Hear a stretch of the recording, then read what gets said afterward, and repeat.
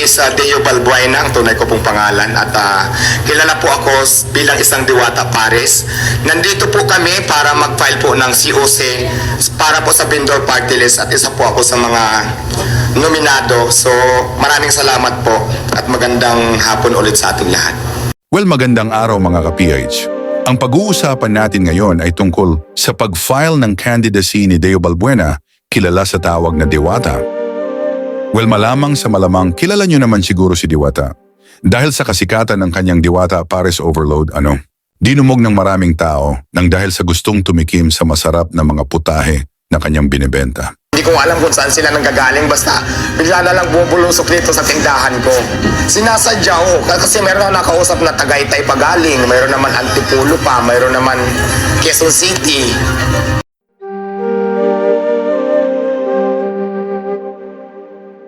At hindi rin siya nakaligtas, meron ding mga taong nagagalit. Dahil daw umano na insulto niya sa tuwing magpa-picture sa kanya.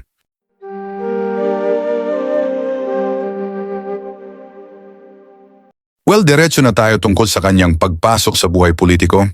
Ang party list na kinabibilangan ni Diwata ay ang vendors party list. Ang kanyang party list ay merong 4 na nominado. At pang-4 si Diwata doon.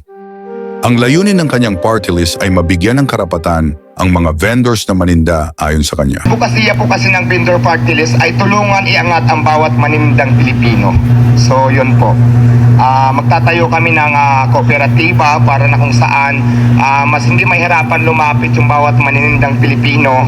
Tapos mayroon din kaming gagawin mga advokasya namin na yung mga vendors na kailangan natin iayos, lalo na po katulad sa akin, dati lang po ako street vendors. Doon po, yun po ang isa sa mga tututukan ko din para po yung walang mga pwesto, pwede natin tulungan para magkaroon ng mga pwesto, abot lang din sa kanilang makakaya.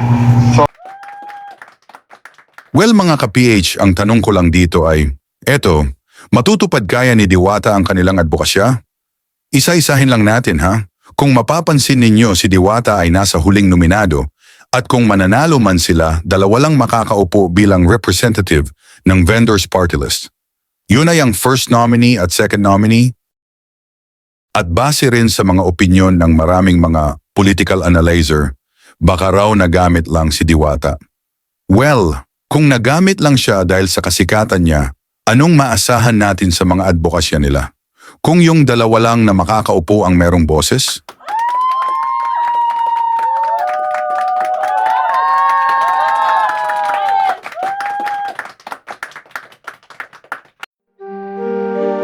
Alam kaya ni Diwata ang buhay na kanyang pinaso? Ganito kasi yun mga ka-PH. Kapag nanalo ang vendors party list, ay yung mga tao at mga kapwa vendors ni Diwata ay aabangan nila yung mga advokasyang sinasabi ni Diwata sa panahon ng eleksyon. At kung iyon ay hindi matutupad,